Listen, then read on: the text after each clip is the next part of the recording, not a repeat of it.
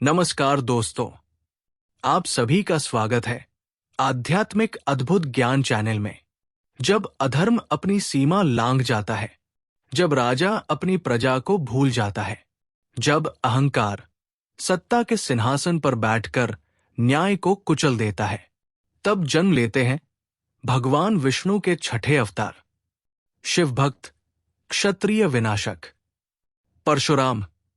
एक ऐसा योद्धा जो ब्रह्म तेज और क्षत्रिय बल का संगम है। वैशाख मास की शुक्ल पक्ष की तृतीया, पुनर्वसु नक्षत्र, रात्रि का प्रथम प्रहर, ऋषि जमदग्नि और रेणुका देवी के घर जन्म हुआ एक ऐसे बालक का जिसका नाम रखा गया राम। राम, जिनके 4 भाई थे, रुक्मवान, सुखेन, वसु और विश्वानस। बचपन से ही राम में अद्भुत तेज और अपार बल था। गुरुकुल में वेद, शास्त्र और धनुर्विद्या में निपुण हुए, पर उनका हृदय धड़कता था केवल न्याय और धर्म के लिए। लेकिन नियति ने उन्हें और भी महान बनाने का संकल्प लिया। राम ने भगवान शिव की घोर तपस्या की। वर्षों के कठिन साधना के बाद कैलाशपति प्रसन्न हुए। भगवान शिव ने कहा, हे राम, वर मांगो। राम ने उत्तर दिया, मुझे शस्त्र विद्या में अद्वितीय होने का वर दीजिए और एक दिव्य अस्त्र प्रदान कीजिए। शिव ने उन्हें अपनी दिव्य कुल्हाड़ी परशु दी और श्रेष्ठ योद्धा बनने का वरदान। यही क्षण था जब राम परशुराम कहलाए। लेकिन भगवान परशुराम का जीवन केवल युद्ध और प्रतिशोध की कथा नहीं है। ये कर्तव्य, आज्ञा पालन और धर्म की कठिन परीक्षा की कहानी भी है। एक दिन उनके पिता महर्षि जमदग्नि ने आदेश दिया, परशुराम, अपनी माता रेणुका का सिर अलग कर दो, बिना किसी प्रश्न के, बिना एक क्षण की देरी किए। परशुराम ने अपने फरसे से मां का सिर अलग कर दिया।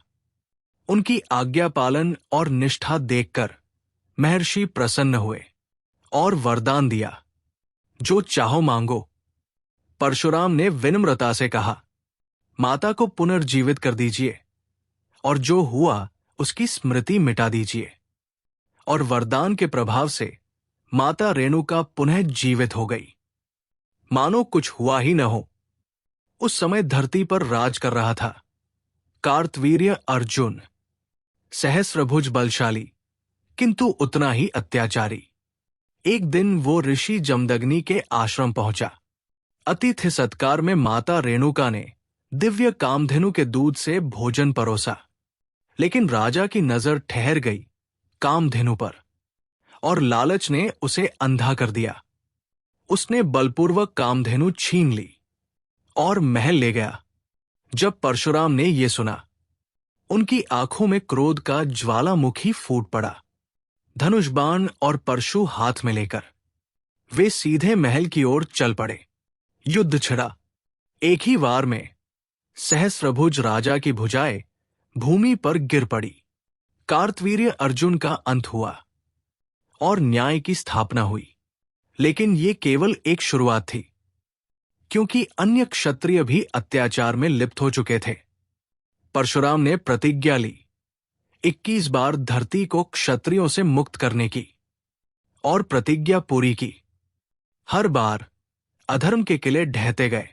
वर्षों बाद उनका सामना हुआ अयोध्या के राजकुमार राम से। शिवधनुष भंग होते ही परशुराम का क्रोध भड़क उठा। उन्होंने राम को चुनौती दी।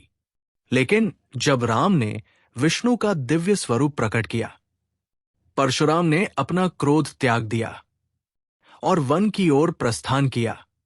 कहा जाता है, भगवान परशुराम आज भी जीवित है। वे तपस्या में लीन हैं और जब भी अधर्म अपनी सीमा लांघेगा, ये अमर योद्धा फिर लौटेगा। अगर ये कथा आपको प्रेरणा देती है तो कमेंट करें, जय श्री हरि विष्णु। दोस्तों, ऐसे ही अद्भुत और दुर्लभ आध्यात्मिक रहस्यों को जानने के लिए अभी सब्सक्राइब करें आध्यात्मिक अद्भुत ज्ञान चैनल को। वीडियो को लाइक करें और इसे अपने हर उस मित्र को शेयर करें जिसे भगवान श्री हरि विष्णु से प्रेम है। आपका एक क्लिक भक्ति को लाखों तक पहुंचा सकता है।